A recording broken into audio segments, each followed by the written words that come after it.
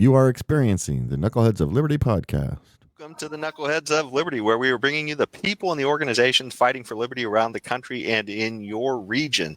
And today we have a special guest with us. We have Scott Horton, and he is the director of the Libertarian Institute. He also wears several other hats. He has his own podcast radio show, the Scott Horton Show, and he also plays a pivotal role in antiwar.com as well.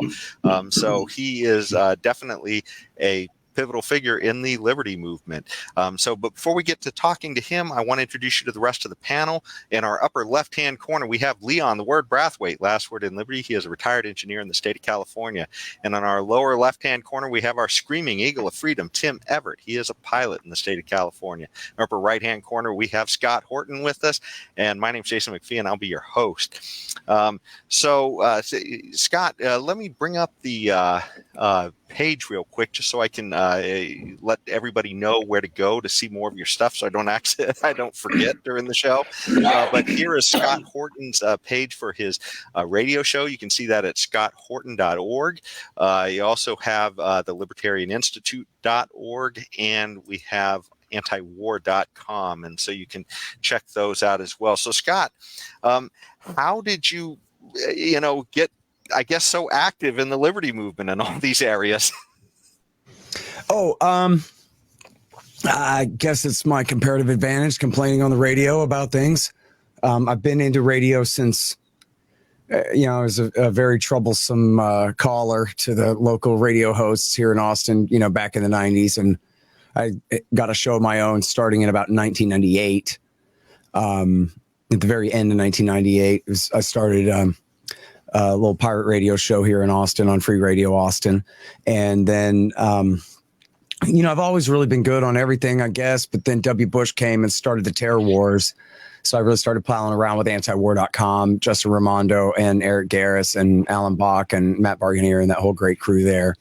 And I guess, like if you go back and check my show archives, at first I was kind of interviewing people about like, oh, well, what's the libertarian answer to environmentalism, or what's the libertarian answer to this or that? But I got bored of all that stuff real quick and just started focusing mostly only on foreign policy and working with antiwar.com.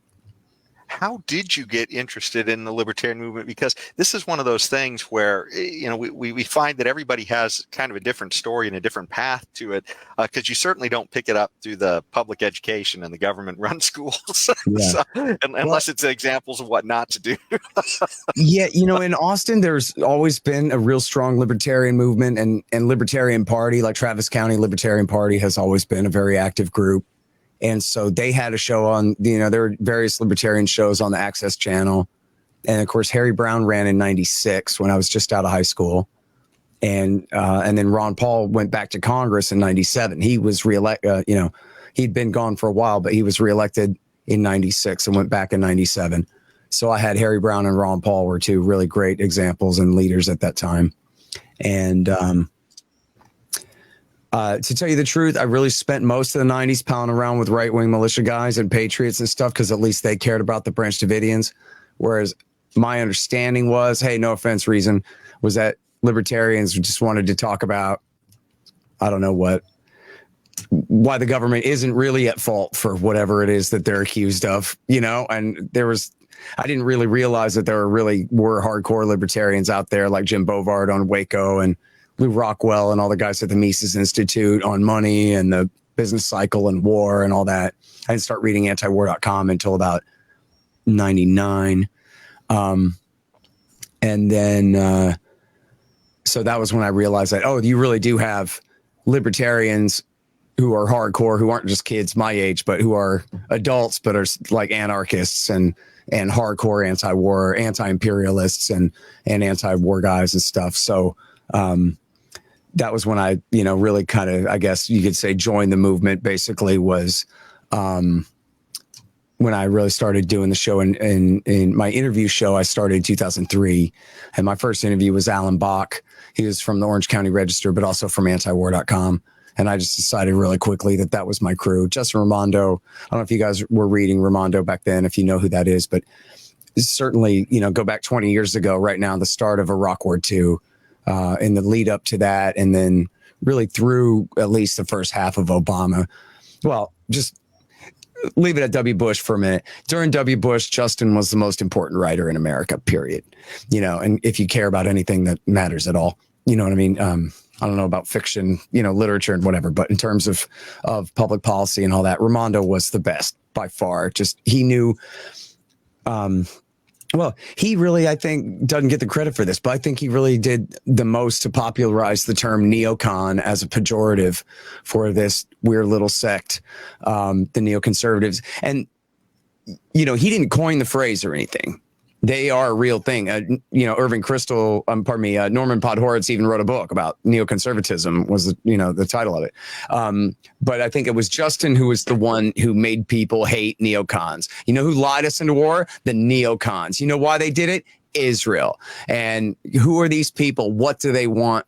And how does a group of, 35 guys somehow edge Exxon and, really the rest of Houston out of the way and inside the Republican Party and take over the Republican Party and take us to war?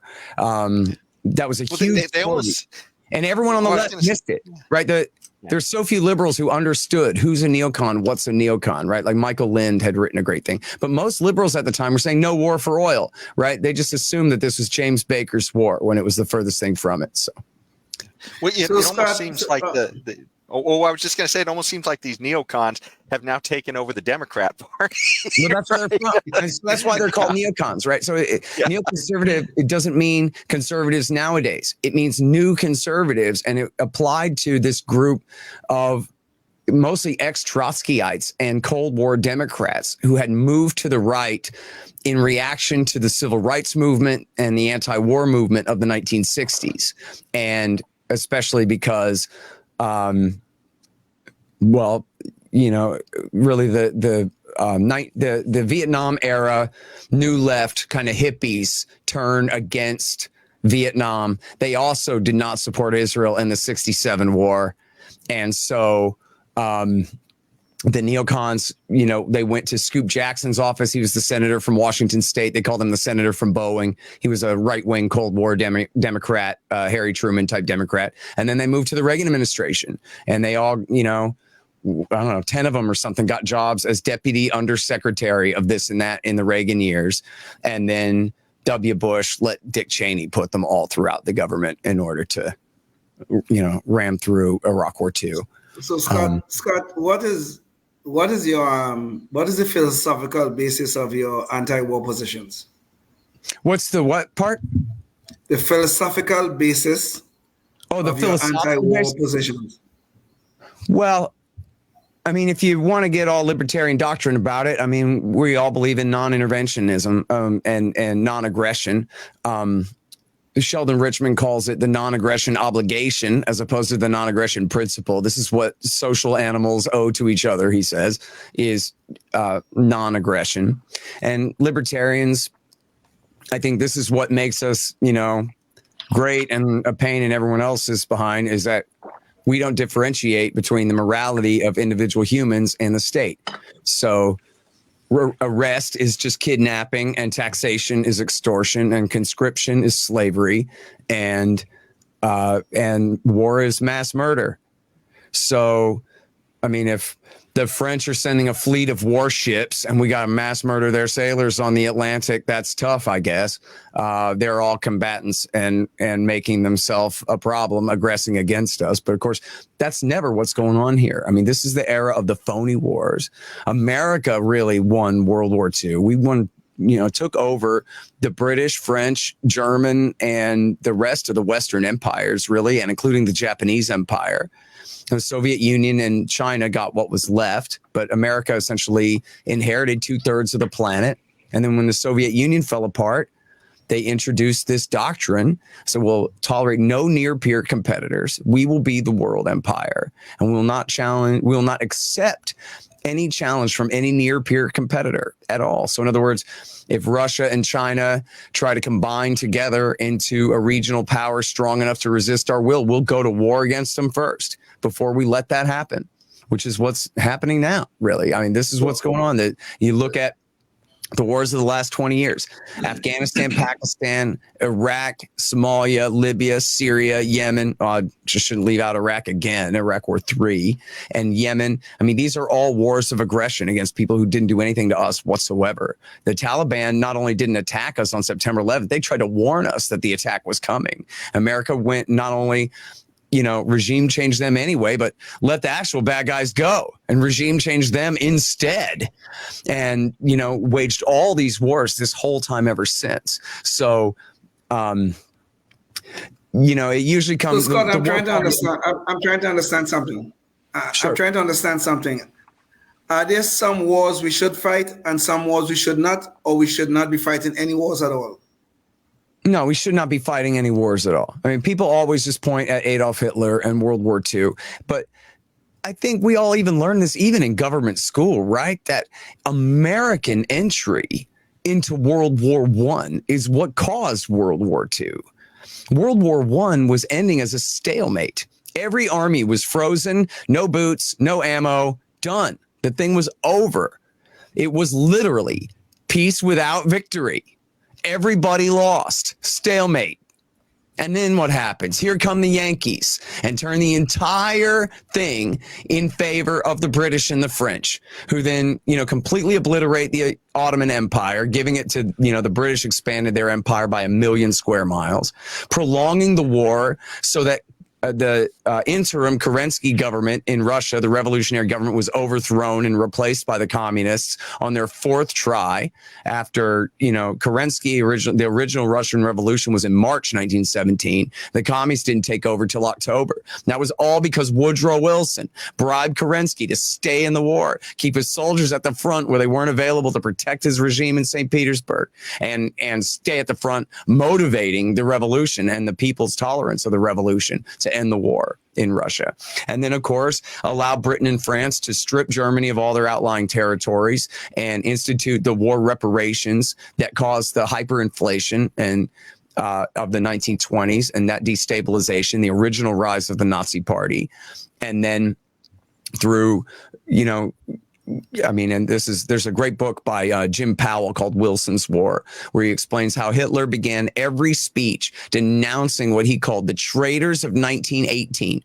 And these were the Democrats, because Woodrow Wilson, instead of demanding that the militarists in Germany sign the armistice to end the war, he said, no, I'm, like a snob, I'm too good to sign a deal with some right-wing German militarists. I will only accept the signature of some properly elected Democrats. Well, so then who got the blame for the terrible treaty? The Democrats. And of course, the militarists were like, yeah, it was their fault. It wasn't us who got us into a war and then lost a war. Right. And so this was how the Nazis came to be. So this American entry into World War I caused the rise of the Soviet Union, caused the rise of Nazi Germany, caused the massive expansion of the British Empire, and set the stage for World War II and then the entire American world empire ever since then. So, no, I think done like Washington said and stayed home. I think you would agree that part of libertarian philosophy requires us to believe in the rule of law. And our Constitution says that we can go to war when Congress declares as such. So are you saying that Congress should never declare war? Yeah. Well, first of all, I'm saying just because they did declare a war, that doesn't make it right. If they don't declare war and the president goes to war anyway, well, that's definitely wrong. But, Congress can declare lots of things and be wrong all day. The reality is that war is only okay in self-defense. But as we all know, America is not threatened by any state on this planet. We have two weak and friendly neighbors to the north and south, and two gigantic oceans to our east and west. The only way an enemy could actually attack and hurt this country in any way would just be a surprise attack with 3-stage intercontinental ballistic missiles and thermonuclear weapons, in which case we'd blow them off the face of the earth, and the whole point is moot anyway. But meanwhile, not in 300 years is China going to build a fleet of troop ships and land in California. Not without getting shot to death. They're not. No one's coming. No one is coming. America is the world empire. That's why whenever I ask you to list our last 10 wars, they didn't take place anywhere near here. Well, and that brings up an interesting point, Scott. And Leon, could you share screen real quick? Because I had a graphic that I was hoping we could get into, and this is one of them. So this is Al Jazeera put up this particular graphic, and it shows that we have, I mean, it looks more like an empire than anything else, really. I mean, 750 bases in 80 countries, 173,000 troops deployed in almost 60 countries. I didn't even know we had 160 countries. But I mean, this is, kind of the size and the scope of our military out here. Mm-hmm. And it's like what you're saying is that we really don't have this threat, yet we are arming ourselves to the teeth as almost like this is going to happen tomorrow. Did you want to, kind of expand on this idea? Yeah. So, I mean, just take the post-Cold War era, right? Since the end of the 1980s and the beginning of the 1990s, there's these three major areas of operation: the Middle East, Eastern Europe, and East Asia, right? And in all three cases, America's gone over there, got involved, picked a fight with the other side, and now talk about, oh no, look at the threat. So first and foremost, of course, is the Middle East. Bush Sr. went straight to the Middle East, launched a war, and then stayed at the bases in Saudi Arabia. Bill Clinton kept that policy, kept bombing Iraq from bases in Saudi for 8 years straight, for a total of 10, right? And in fact, W. Bush came another couple of years, year and a half of that. So, we're talking about 12 years of bombing. This is what caused September 11th. This is what turned Ronald Reagan, Jimmy Carter, and Ronald Reagan's mercenaries from the Afghan War of the 1980s. You've all seen Rambo 3. This is what turned them against us, is bombing Iraq from bases in Saudi. Then as soon as they attack our towers, then, guess what? Now we get to begin to intervene over there and have another generation of war in all of these countries in order to, supposedly increase our government's power and influence, and as they put it, military footprint over there, right? And all they do is just cause more and more terrorism. In fact, it's extremely lucky how little more terrorism they cause. When we had terrible attacks all across Europe and the United States, but nothing as disastrous as September 11th, luckily. But the more they fought, all they did was cause more and more chaos all throughout the region. In Europe, they promised not to expand the NATO military alliance, and then they just did it anyway. Bill Clinton added 3, W. Bush added 9, Obama added, I think, 3 more, and even Trump added 2 countries to NATO as it continued to expand. As W. Bush, Obama, I don't know if Trump reiterated this, but certainly Biden did, their promise that they would bring Georgia and Ukraine into NATO. This is no different. It is no different than if Ronald Reagan had spent us into oblivion in the 80s and we had lost the Cold War, and the Soviets had then expanded the Warsaw Pact to Western Europe, our former allies in Western Europe, and started expanding to the Caribbean and to Mexico.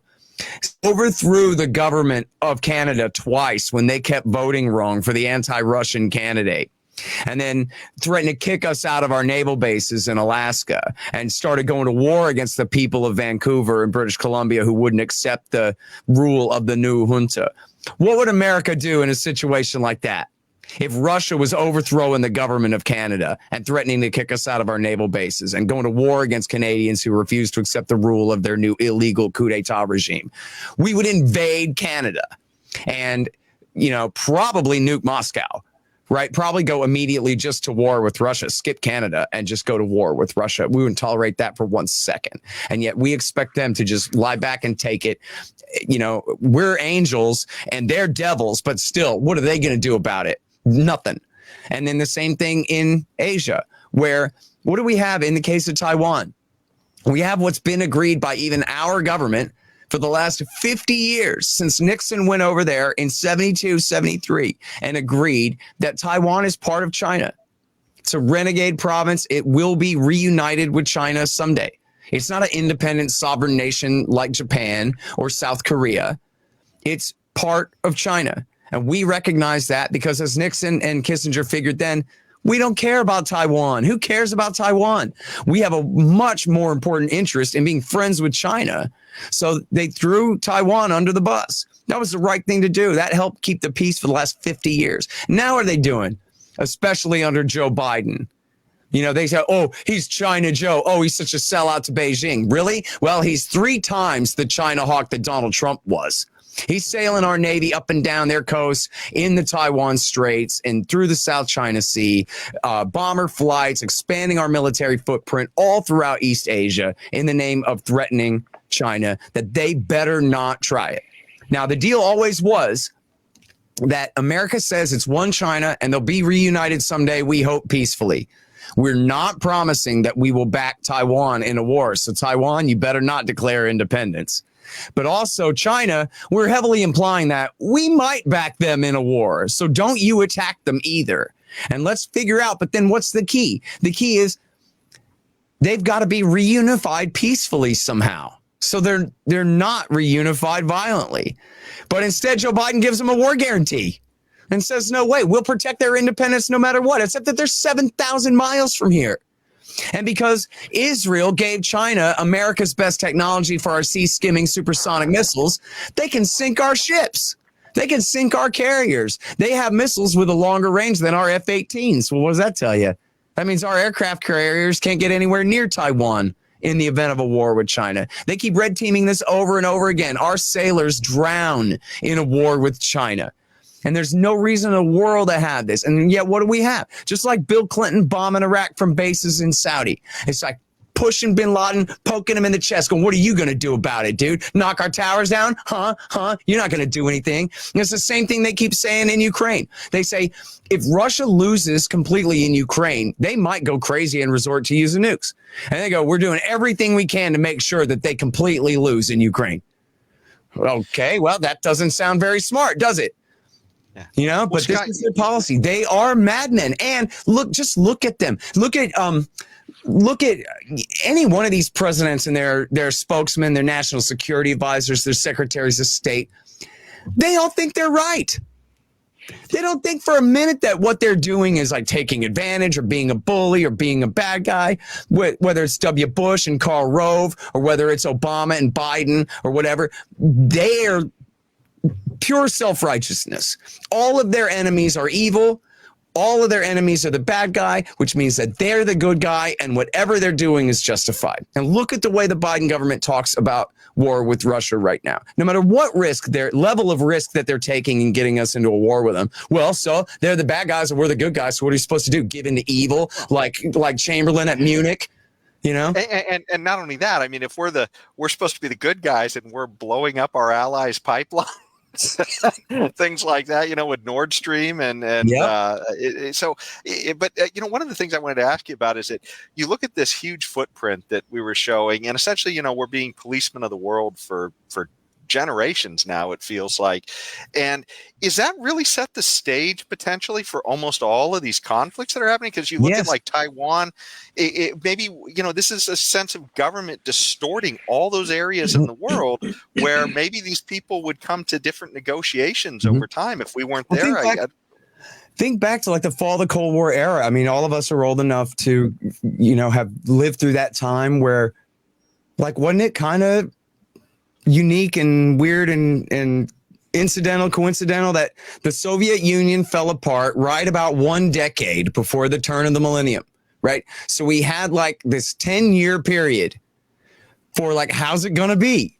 Remember that show on the Discovery Channel, Beyond 2000? What's it going to be like on the other side of that milestone? What kind of new world are we going to build here? But Bill Clinton was driving.